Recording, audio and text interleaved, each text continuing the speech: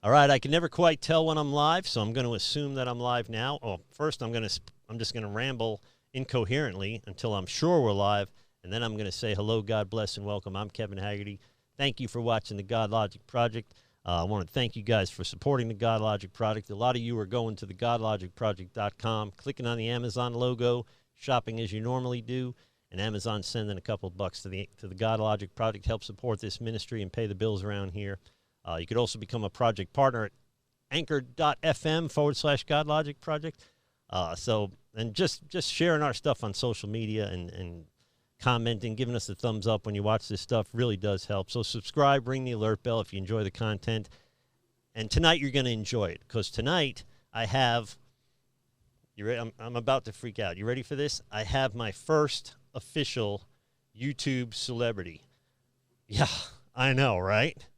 But first, the intro music.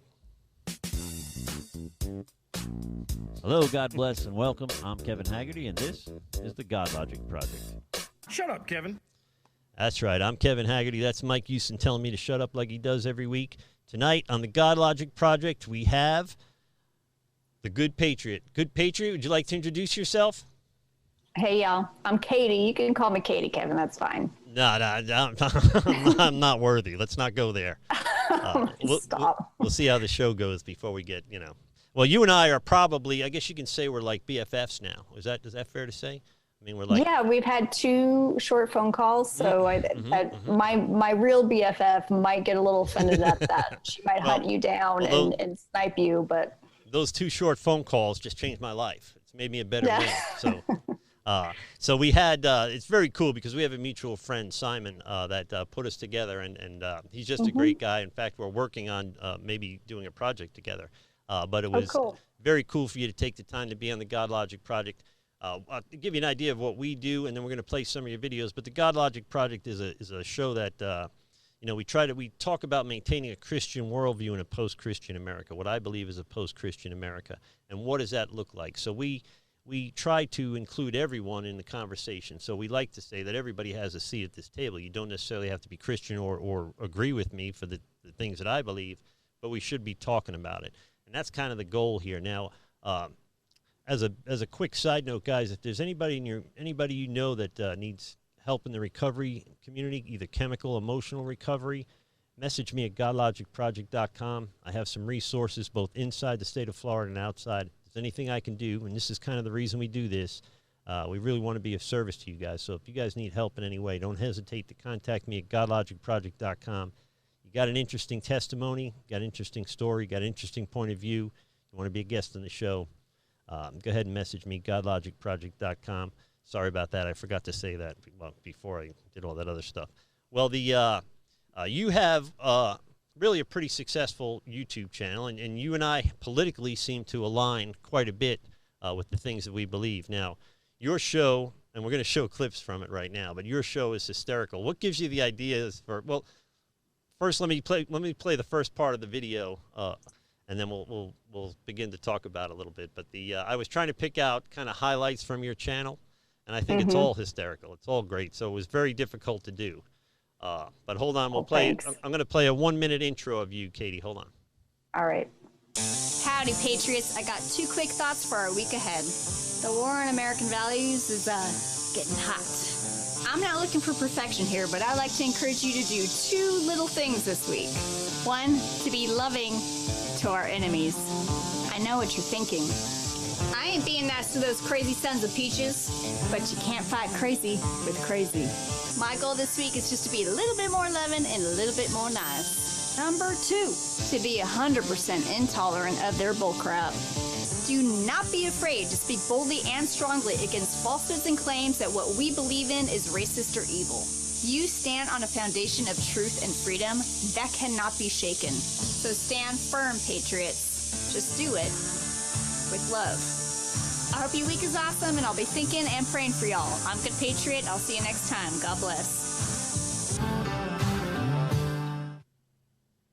All right, we just played the that like 30-minute Monday sermon thing you did, that 30-second or 1-minute Monday sermon, and I got to tell you, I've never said in my life "sons of peaches." Never. No. I've never. I don't even know where that came from. That was just like a random because cussing is not something I'm proud of. It's something I'm working on it, but I never want to cuss in my videos because I want everyone to watch them. But my husband actually, he heard that from inside the house, and he's like, "You still shouldn't be saying that," even though, you know, when we have frustrating days, it's an F-bomb here, an F-bomb there that we're repentant of. But of course. Yeah, Sons of Peaches. That was hysterical. But that little 1 minute video gives folks a pretty good idea. And we have spoke a couple of times, so I've gotten to know your personality a little bit. That does kind of suit you. You are, I mean, let's just come out and say it. You're much nicer than me. And I'm a pastor, and you're nicer than me. So how is that? Nice. I'm very nice to people that aren't trying to destroy my freedom and put me in a boxcar. Yeah, we'll put it that way. And that is, and this is where we kind of line up. So I'm a pastor and I'm a Christian first, right? I believe I'm in this world, not of this world. But I also have a love for my country and I've had conversations with other pastors where, you know, maybe I shouldn't be conflicted between my love of country and my love of God, but I really do find myself in that kind of vein. So, and this is kind of the gist of your shows. Your videos are very funny, but there's always a serious, or what I take is a very serious message behind them, right? The love of country and freedom and standing up for our Constitution and things like that.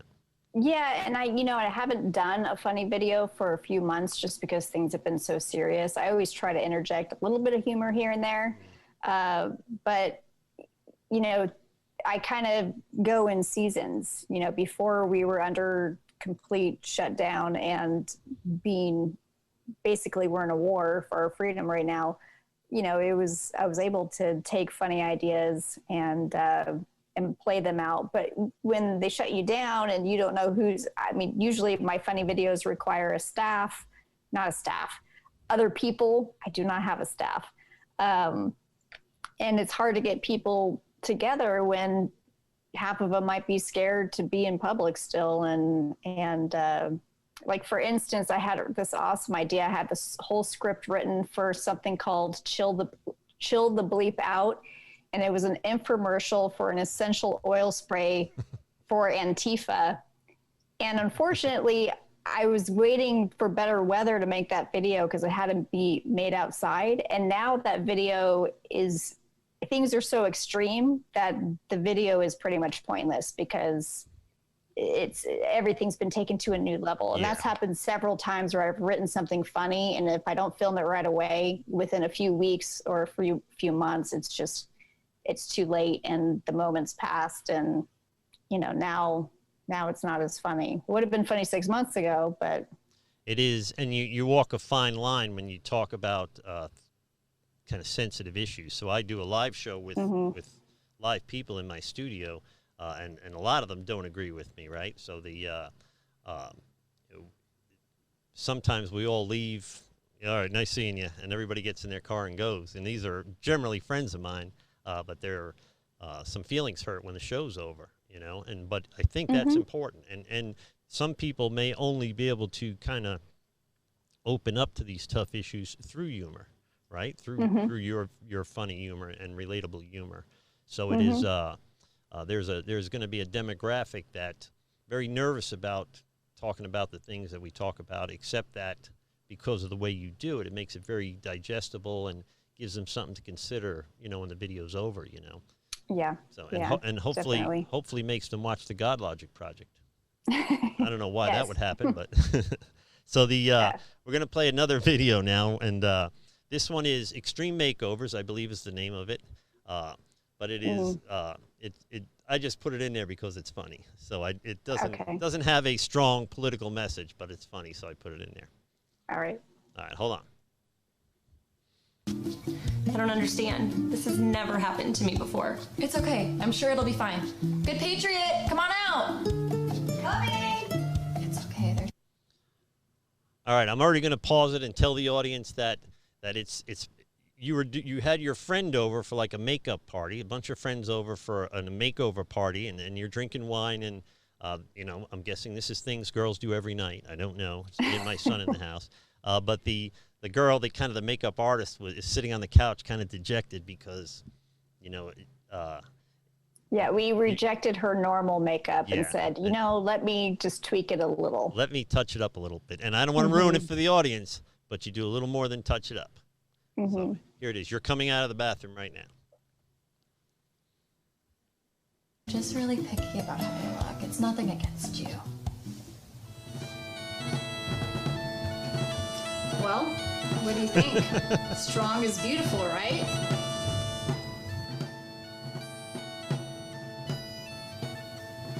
Where's Alex? I want to see her makeup. Ta-da! OMG. You look gorgeous! Do you like it? Yes, it looks so natural. I love it. Thank you. And you look so pretty. I know. So in the very end of it, she goes, and you look so pretty. And you go, I know. I know. And it makes me laugh. I've watched it 100 times now because I made that little video, but the very funny. But in this video, we have to address kind of the elephant in the room, your friend Alex. You think you could hook me up? No, no, absolutely not. Very protective of my girls. Oh, You can't handle a woman like that. No, and I'm getting older now, and I got a bad back, and I'm honestly a little bit of a moron. So my guess is she could do better. No, that's She could do better. Tell her, forget the whole thing. I will. She's going to be heartbroken at first. She's overseas, safe in the military right now, so she's safe from you. Oh, that's awesome. I had no idea. That's very awesome. Yes, So she'll be home soon. And she's like a better shot than me, so push comes to shove. Yes, probably. I'm a dead man. I'm room temperature. That's how that ends. Yeah. All right. So, so that was dumb. Okay. So we're going to continue our montage now with and montage, by the way, if I'm not mistaken, is French for mountain. Is that true? I cannot confirm or deny that. We made like a mountain, I think. I went to high school for 7 years, Katie. I think I know these things. Okay, well, there you go. Pretty smart dude. So the next one is, and this, if I'm not mistaken, is real. This is a real letter that you got from the Hillary Clinton that you're opening randomly out of a box of mail. And it's just the very end, because in the very end of this video, and there was a lot of this video I wanted to keep in. And folks, you got to go to Good Patriot, youtube.com/Good Patriot. There's 100 videos up there, and one's funnier than the other. My daughter called me up laughing today about all your videos, and she and I watched a bunch of the same ones. So it was we had a lot to talk about. But in this case, you're opening up a package from the Hillary Clinton, and this is not a joke. This is real, right? And so honesty. Let's let the audience decide. Honesty is one of the worst policies, Katie. They don't tell you that when you're a kid, but all right, here it is. Hold on. Maybe you, me, and Melania can go to the range sometime. I promise to practice good muzzle awareness as long as that doesn't walk in front of me. LOL. Let me know either way. I've included a gift that I got from some very close friends. Enjoy. Okay. Well,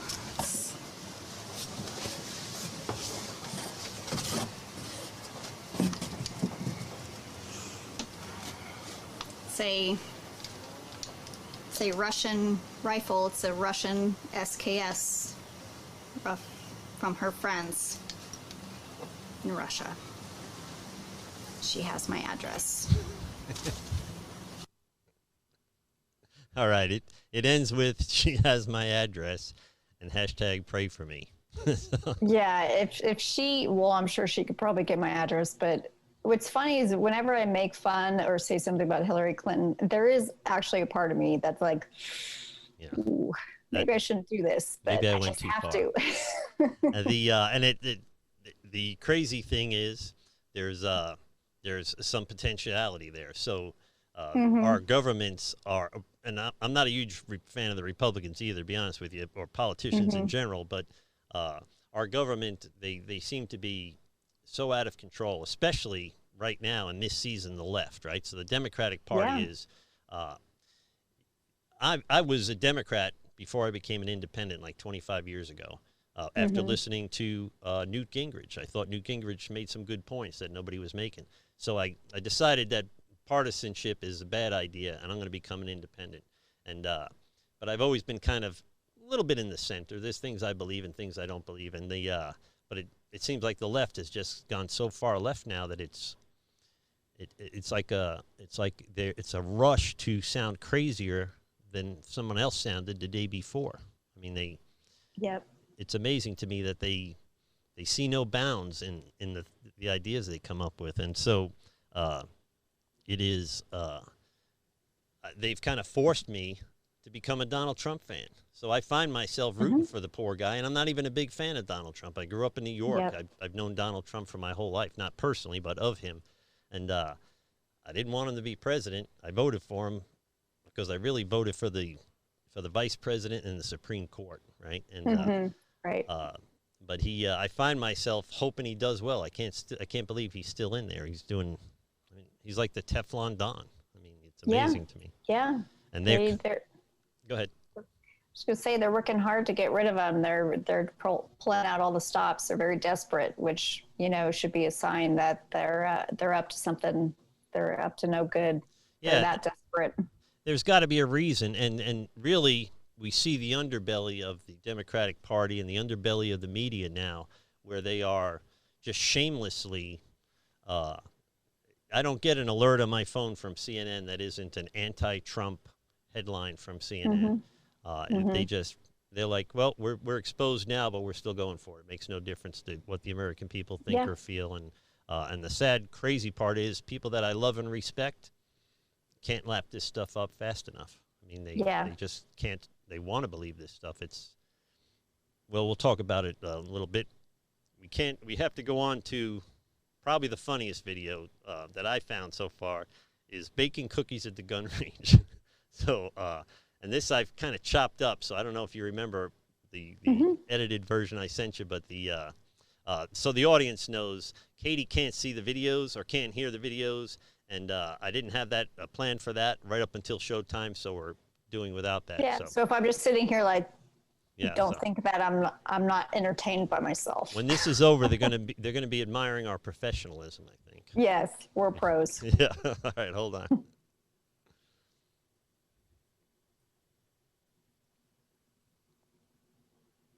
Hi, and welcome to Home on the Range with Good Patriot, where I take something you usually do at home and I do it on the gun range. Today we're making chocolate chip cookies. Why? Because this is America, and if we want to bake cookies and perhaps shoot guns at the same time, we do it. Let's begin. 1.5 teaspoons of cornstarch and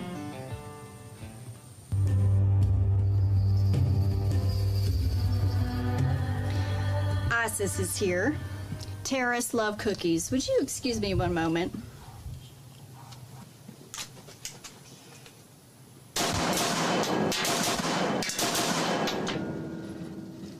Not today, dirtbags. Let's see if they're done. Oh, they're perfect.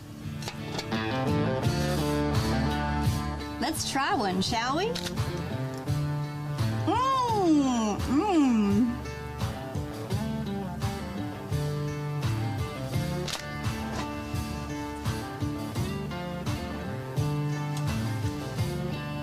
Whoops! I guess that's just a consequence of combining two things I love, baking and freedom. All right. So, you said, I guess that's just a consequence of combining two things I love, baking and freedom. And terrorists love cookies. You should be making gear. You should be marketing that line. I know. There should be T-shirts of that because terrorists, as far as I know, they do love cookies. Yeah, I think I probably have to get a little bit more popular if I'm going to sell some of those shirts. That's actually my favorite video that I've ever made. And I don't know why, but I think it just was easy to film. It really flowed and it was silly, but I got to shoot the AR and I loved cookies. But it hasn't caught on to YouTube yet. It has kind of a lower viewership, but Really? I actually love that video. Did you find that once some of your videos started getting traction, a lot of them did? Because once I find a channel I like, I watch it over and over and over again, you know? Yeah, it took a while for things to catch on. My first video that really went was super popular. It started on Facebook. I think it got like 2.5 million views. It was a video called Beto's Boogaloo is a Bust, where I kind of talked about the systematic erosion of our rights. And this was, I don't even know when I made that, 10 months ago, maybe, or maybe almost when a year he was ago. a presidential candidate, or when he was trying to be governor of your state? He was trying to be governor of Texas.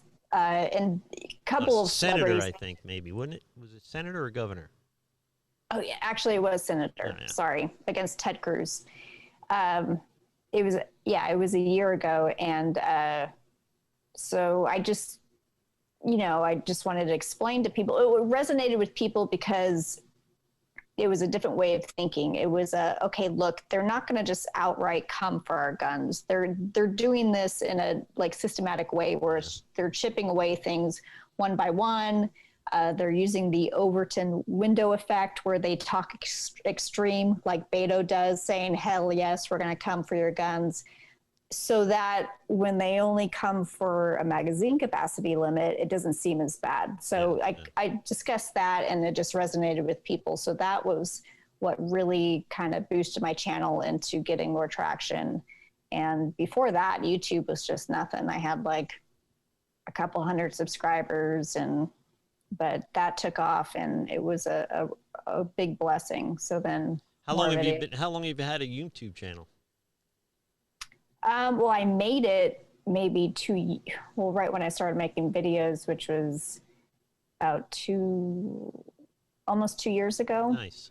But it didn't, like I said, it just didn't go anywhere. And I actually would make videos and I wouldn't even post them on YouTube. I just wanted to put them on Instagram. Like I had this Instagram tunnel vision. And then when YouTube started taking off, and then Facebook as well, then I realized, okay, get out of this Instagram tunnel vision and make sure you're, concentrating on those other channels as well. And now Facebook and YouTube both have a lot of subscribers, and Instagram is actually the lowest. Really? A lot of that has to do with censorship, but. Do they do more censorship, you think, on Instagram than the others?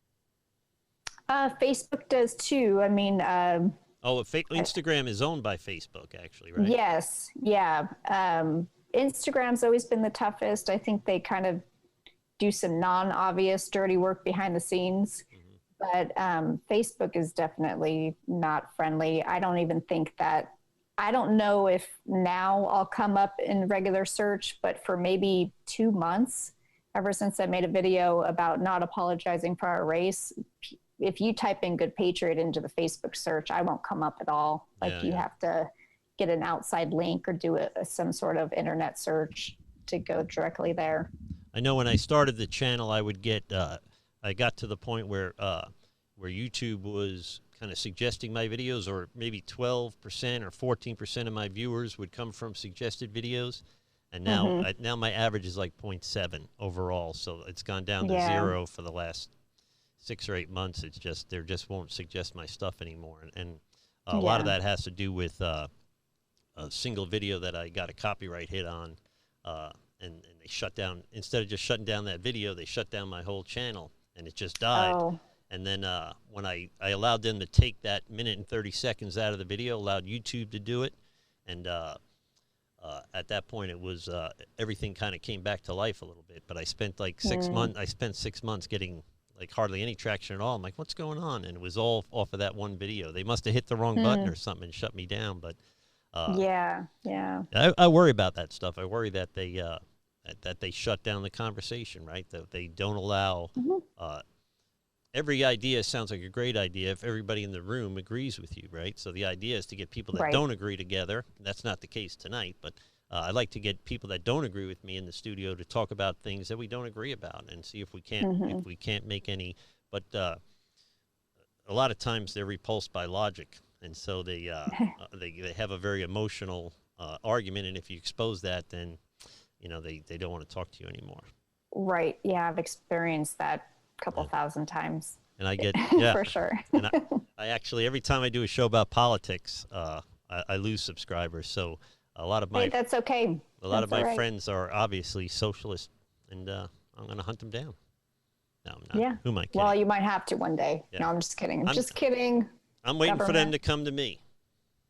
Right? I'll fight a defensive Yeah. war. So Yes. the next video, so that is making cookies at the gun range. And again, guys, you've got to get over to this channel and watch. I've yet to find a not funny video that you've made. So you have a brilliant sense of humor, a lot like myself. Not really. So we're getting comments, by the way, on our YouTube feed, and Simon Osamoh says hi to both of us. And Hi, Simon. my daughter says, "Dad, you are so embarrassing." Is my mom there too? Is she like, oh, honey, I'm so proud?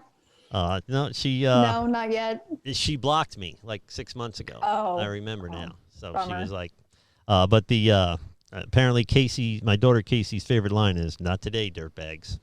Yep. So- Not today, dirtbags. See, it's funnier when you say with a Texas accent. I can't do that. I know. Well, So we're going to go on to an edited version of, now, feminazi. This had to get traction. So is this one of your videos that really got like 1 million views, or is this one done well? it recently got a lot of traction on YouTube. So I think it's in the 500,000 range, but that actually was one of my favorite videos, filming with another person, which was Alex and my husband. Right. And your husband, by the way, excellent acting skills.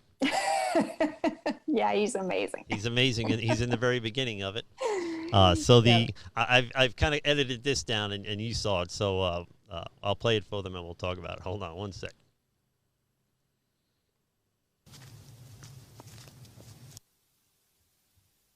Whenever you're ready To do what? to shoot the guy that has the gun pointed at you. The dreamer? I don't think so. Okay, No. Okay, so this Hillary? one. Let's keep moving. All right, this is the last one. It should be pretty obvious. Shoot the attacker. Well, at first glance, I shoot the man, But she has the gun. but she's a woman. But she's white.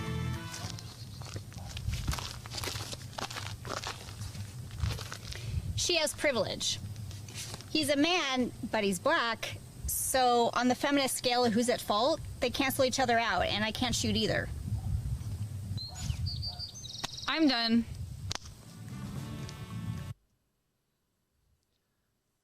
All right, so that was you were lining up against targets, and funniest line in there, you go, "Hillary?"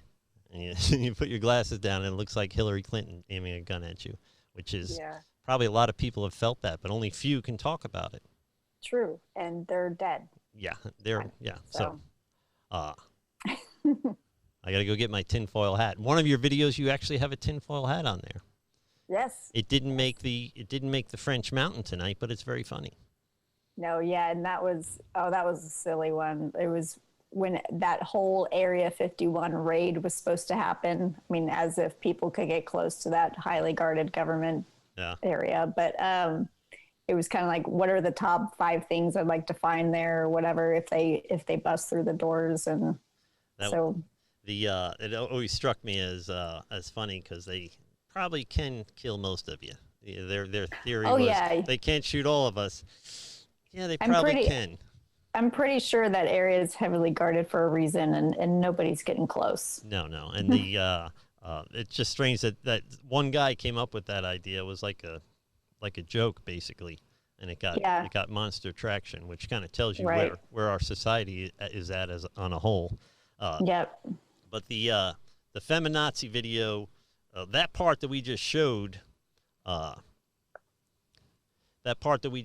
is it's funny, but it's very true. So when she holds up the paint swatches and tries to figure out who is it morally okay to shoot. And I'm guessing you already had that pink hat. You didn't have to go out to get that for the video, right? No, I bought it for the video. Really? You didn't Yep. have one? Oh no. I thought you No. would have. I thought you would have. Well, yeah, when I'm undercover at the women's rallies. Yeah. Like Veritas Project. I thought Right. I thought it Going was in with the pink hat. yeah. I thought it was odd the day of the inauguration, and maybe I'm a little bit behind the curve, but they had like a 1 million woman march to protect their rights, and I'm thinking to myself, you haven't lost any rights. I mean, nothing's changed Right. except the president. It was, Right. and they still haven't lost any rights, you know. So Yeah, go ahead. I was going to say American feminists are pretty pathetic. If they put half their energy into actually advocating for women in other countries that are truly oppressed, then they could do a lot of good. But instead, they're complaining about tampon tax and other ridiculous things. And they want society, the government, to pay for their birth control and stuff like that. Mm-hmm. Not everything. If we could afford it, if they had a plan to pay for it, universal health care would be fine. But that doesn't make it a right? So now if somebody's hurt, they should be able to go to the emergency room and get attention, certainly.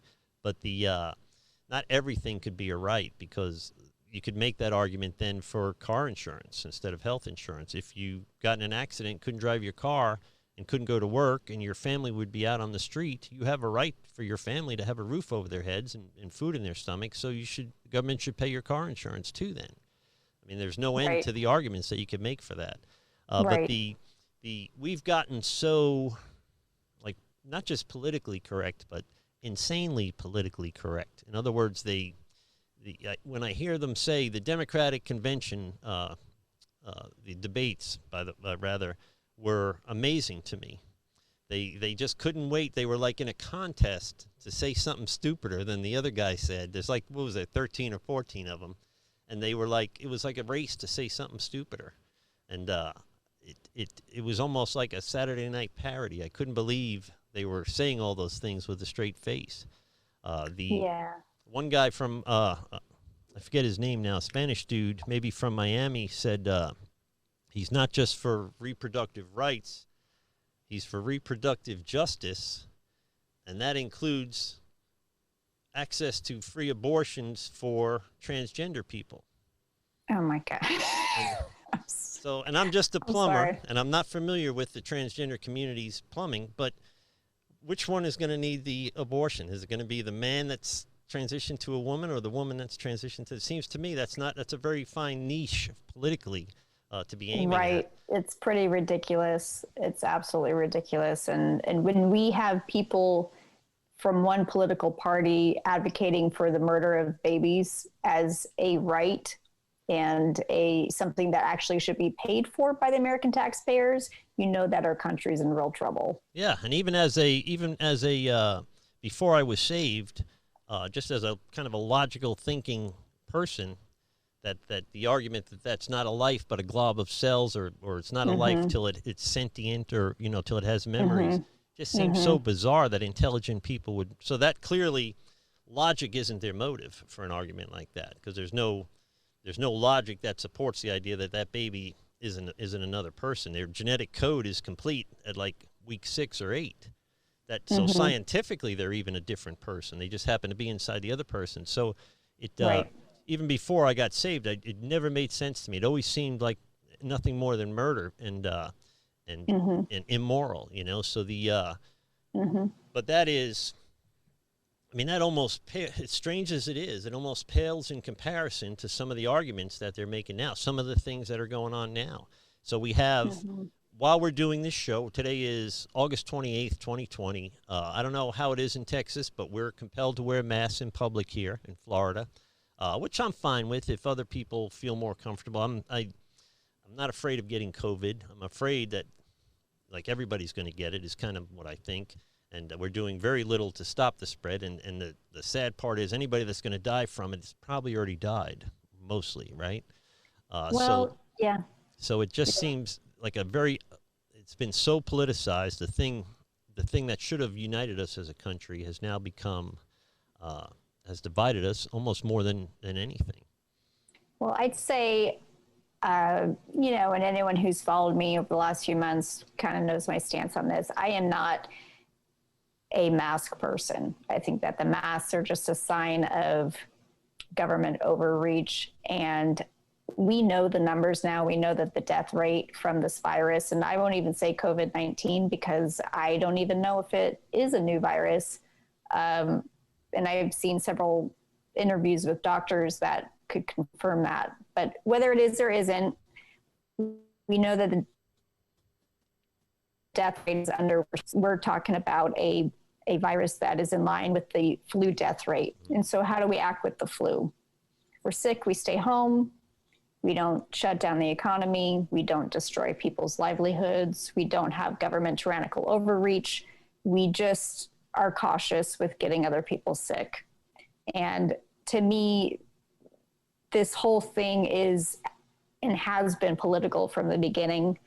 It's a way to shut down commerce. It's a way to transfer wealth from small business to big business, way to shut down church. We're still performing abortions and allowing people to buy alcohol and do other things, but we're not allowing people to gather in church. And to me, that's a direct assault on our religious liberty.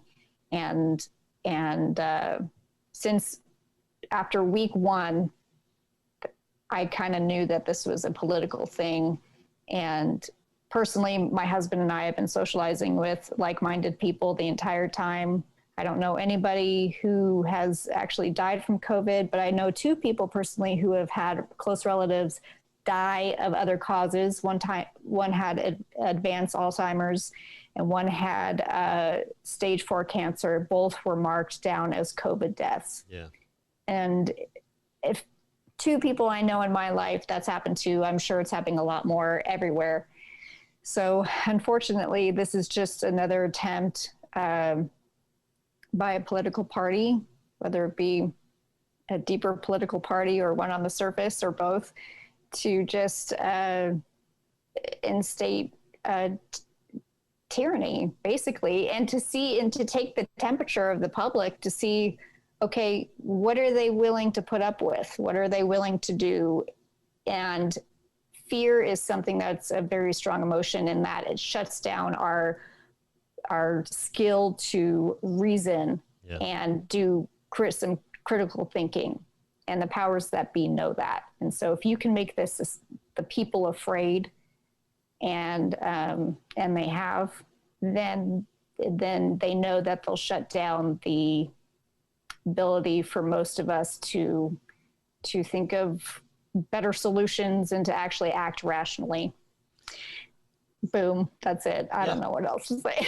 I think that, and I'm always kind of late to the conspiracy table, but I believe now that the goal behind this, the goal behind, by the way, the Black Lives Matter movement and Antifa and everything else that's going on with that is just socialism. So if you read the demands of Black Lives Matter, it reads like the Communist Manifesto. It's just exactly what the socialists wanted all along. So so then there's clearly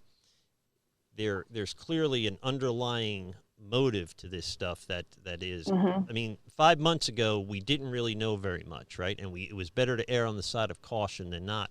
But now we have statistics we can build off of and make rational decisions. Our Governor DeSantis here in Florida is trying to do that and getting blown up by CNN and every other major news network. And they don't say very much at all about New York and New York State and New York City and how poorly things went there.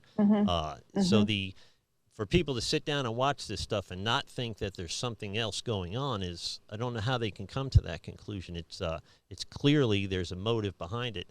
And once you give the government this amount of power, and you could speak into this with the Second Amendment stuff, once you give the government this amount of power, you think they're not going to use it again? Like if they don't do it now, they'll never do it again? Of course they're going to. Right. It's very easy to give it up, and it's extremely hard to get it back. And there is, talking about the Second Amendment, a lot of my friends are Second Amendment people. I'm a Second Amendment guy, and they are, to a man, they are just just thinking in defensive terms. So right now, all the violence we see on TV, on every major news network, whether they dismiss it as peaceful protests or not, where people die in peaceful protests, to a man, they just seem, it's all been violence from the left. Violence from the left that half of our political system and all of our media, almost all of our media, is pandering to and justifying. And so, but I know a lot of people that are preparing and are prepared to defend themselves if this stuff goes sideways. So prophetically, once people on the right push back, right, and once they get involved, and the government has failed to provide, by the way, for the common safety in a lot of the major democratic cities, they're going to push back, and I guarantee you they'll be the ones that are vilified as white supremacists or alt-right. I'm not even sure what an alt-right is. I mean, I think I would know some, but I don't. Right. Well, alt-right's, I would probably be considered alt-right if people knew about me. And it would probably, or if it suited them, right? So I could be. Well, no, I was recently publicly, and some will see in the future, I was recently made out to be a racist, and I basically just have to rely on God to take care of my reputation. I'm not worried about it. I know with anyone with a logical brain that has seen my videos or ever actually met me in person knows that I'm not a racist. But names like alt-right, racist, white privilege, all those things are just designed to shut down conversation.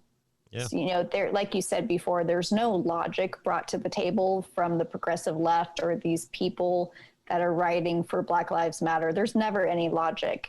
It's just all fear-based, rage-based emotion. So what I try to get across is to be strong, have that warrior spirit, train, absolutely own a gun and lots of ammo, because a gun is pointless if you don't have the ammo. So don't forget that part. More ammo than you're going to need in a month. I mean, you need to have a lot of ammo. And I've had more people that, I knew years ago that maybe are a Facebook friend or whatnot, reach out to me privately and say, okay, Katie, I'm buying my first gun. What do you think I should get? And I think it's really great because they see that they're not going to be able to count on, the government or the police department to come save them, as we're seeing in all these videos. But also oh man, I lost my train of thought. But I want people to be careful in confronting these mobs. You've heard the term mob mentality. There really is no reasoning with someone who has that rage, and they're not coming from a place of logic. They're coming from a place of hate that's been programmed into them over and over and over again. And so when and fear, you shut down that rational brain. There is no, okay, let's sit down and talk about this. Or I know you're surrounding my truck and I know you're screaming at me, hey, white racist pig. But you know what? I'm just going to get out of the truck. I'm just going to calm them down. I'm going to just talk in a soft voice. There is none of that. No, and people have been killed doing that. Right. And you need to get the HE double hockey sticks out of there and avoid that. I'm not saying to not defend yourself if they come to your home, but absolutely do not go seeking out to start a battle with people that are not logical. Yeah. Because they have guns too. I think there's a misconception in the, our world where we're gun owners, we're trained, we've been at this for a couple of years or more. We're logical, and we think that the left are these, we look at AOC or Nancy Pelosi, we look at these pathetic, morbidly obese, pink-haired, transgender, binary, I don't even know what binary means, that's a reflection of my intelligence, but they would be non-binary. You and I are binary. Oh, we are, okay. Yeah. There's two genders. Okay, great. Binary. They're non-binary. They could be anywhere in the spectrum given the mood that day. Thank you. See, you can tell how much I care about their verbiage. Yeah. Anyway, but we look at them as these pathetic video game playing, basement dwelling people that have no self-defense or offensive skills. They have no weapons and whatnot, but that's not true. There are actually people on the other side that are just as irrational, and they also have AR-15s, and they've also been to the range several times, and they've also been training for years. So I just want people to realize that as things escalate, that my suggestion would be to avoid conflict at all costs unless it comes to you. And in that case, if someone's posing you a deadly threat, then take it out. I will. Here's a conspiracy theory for you. Well, let me say really quickly, though, but please check the laws in your state. I'm not saying don't defend yourself if you're under attack, but I'm like California.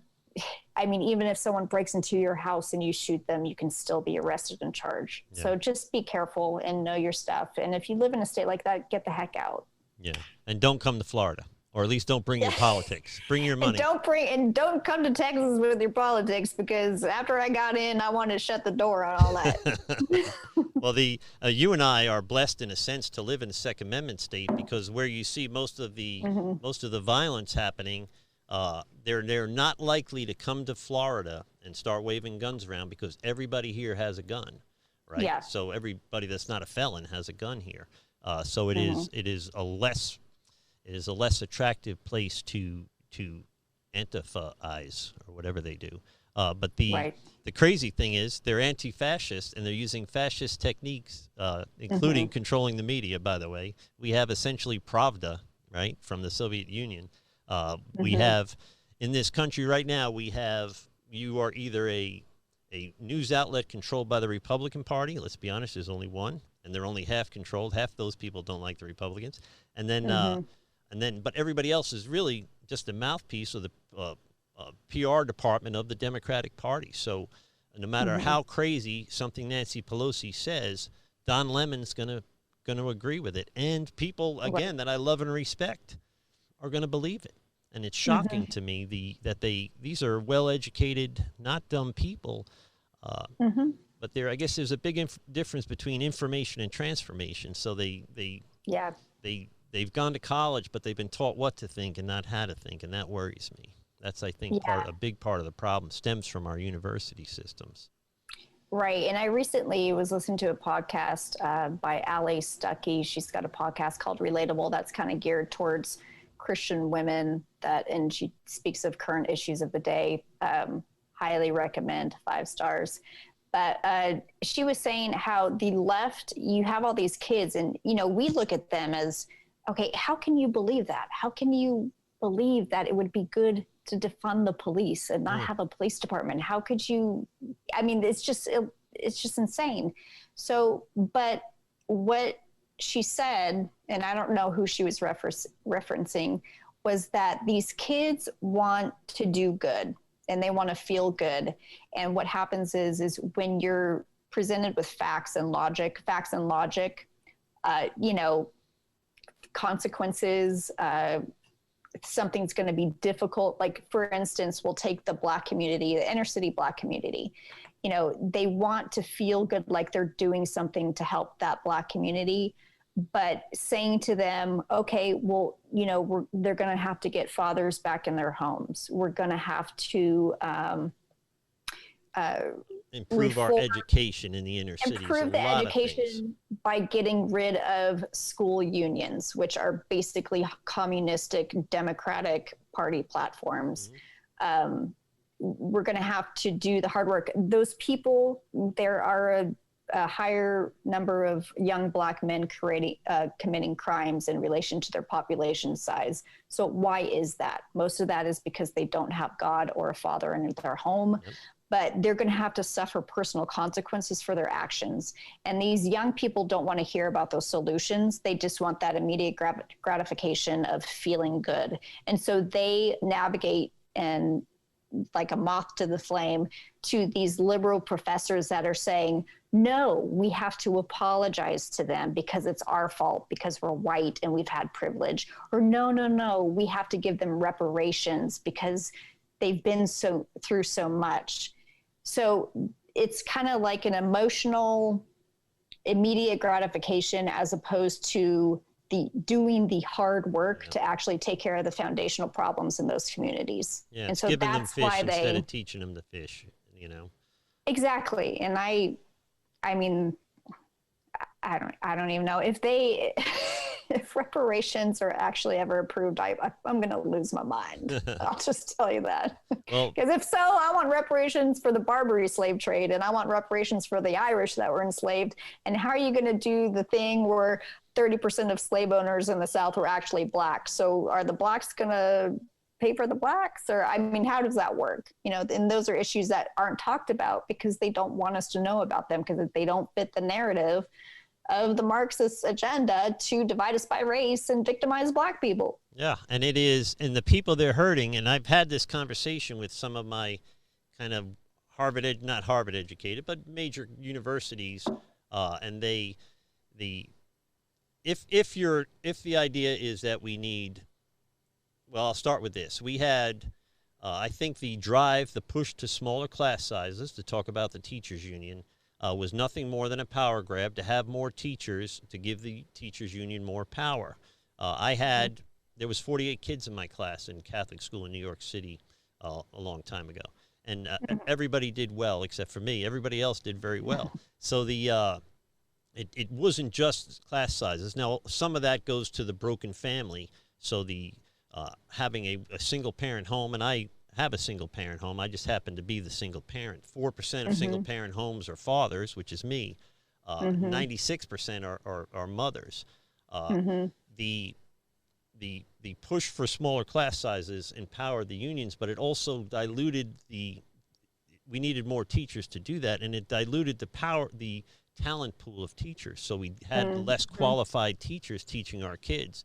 And as kind of to equalize the outcome of the education system, they lowered the educational standards so low that we fall off the map globally.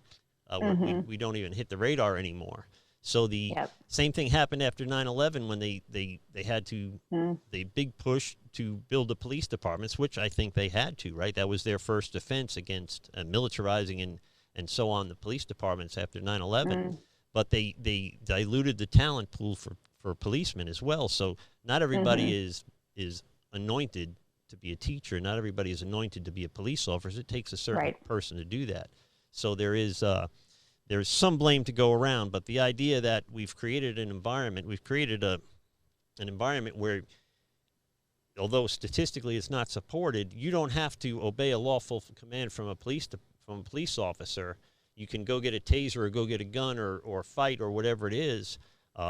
You're going to see a lot more shootings than while in 2019 FBI statistics don't bear out that police were shooting Black people at a disproportionate rate. You're going to see it now because Black people will now resist arrest at a disproportional rate, and it's going to end the same way every time. This last shooting, while horrific, seems to be justified, I would guess, by standards, because he was going into his car. They don't legally have to wait for him to pull out a gun to shoot him at that point. He needs to listen to the police, but we've created an environment where they don't, and it's going to be very dangerous. And that environment is just fostered because, and I think you're trying to touch on this point, is they're being taught to not respect the police as an authority. Yeah. And so you're going to get these over-emotional, enraged people that are not really educated, and they're going to do stupid things, like that I don't want to say gentleman, like that man did the other day, and he got shot. And it's very sad, but that's what they want. The people behind the scenes want a race war. They want the Black community to be victimized. They want the white community to feel guilty. And so this is just playing out perfectly into their little plan. I think they've got to be pretty happy with how things are going between the race riots and the COVID stuff. They've got to be. I can't believe that we can't even unite over a pandemic. A pandemic was exploited for political gain and divided us even before the Black Lives Matter stuff reemerged this year. It's all about division on every front. Well, I think I should know this because I'm a pastor, but I think it's 2 Timothy 2:12-ish says that therefore God would set upon them a strong delusion that they wouldn't believe. And it's the only thing I can think, the only verse I can draw from Scripture that explains why people that are generally intelligent believe these irrational things. Yeah, well, it's been decades in the making. It's heavy indoctrination in public schools. It's heavy indoctrination through the media, through Hollywood, through the church. Unfortunately, our churches have completely changed, not all, but a lot. So this has been going on for many, many decades. I remember in school, and I just didn't think this, because when I was in school, and I had a good education, when we studied the McCarthy trials, I think, was it in the 50s that was going on? The impression that I got from what I was taught was that the people that held the McCarthy trials and were blackballing people in Hollywood and whatnot were actually the evil ones, and the communists were the victims. And maybe those trials didn't, maybe they didn't handle things perfectly, the people that were trying to get rid of the communists. But I was not taught that communism was a bad thing. Yeah. I was taught that they were victims. And when I think back I'm 43, so we're talking, that was 30 years ago, I was learning that stuff.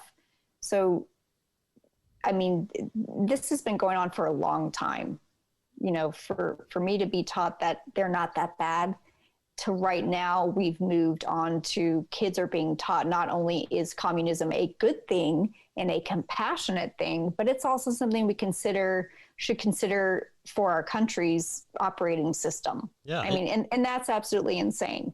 It's amazing to me. And you take AOC, who has a global economics degree or international economics degree or something like that, and she's a devout communist, a devout socialist, but I wonder, did they skip the 20th century when they're teaching these kids economics now? Do they just not even they go from the Industrial Revolution till now and don't mention what happened globally?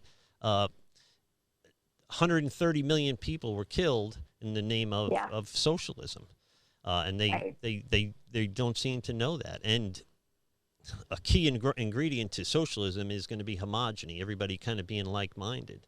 So Stalin didn't start off thinking he was going to kill 90 million people. He had to kill 90 million people because there was a lot of people that disagreed with him, right? And the idea is, and now you take a melting pot like the United States, which we're far from homogenous, and to try to apply socialism here, I don't see how they're not going to be able to essentially wipe out more than half of the population if they hope to ever be successful. So it's it's scarier than people give it credit for, and we have a whole generation, like you were just saying, that doesn't seem to understand that, So it's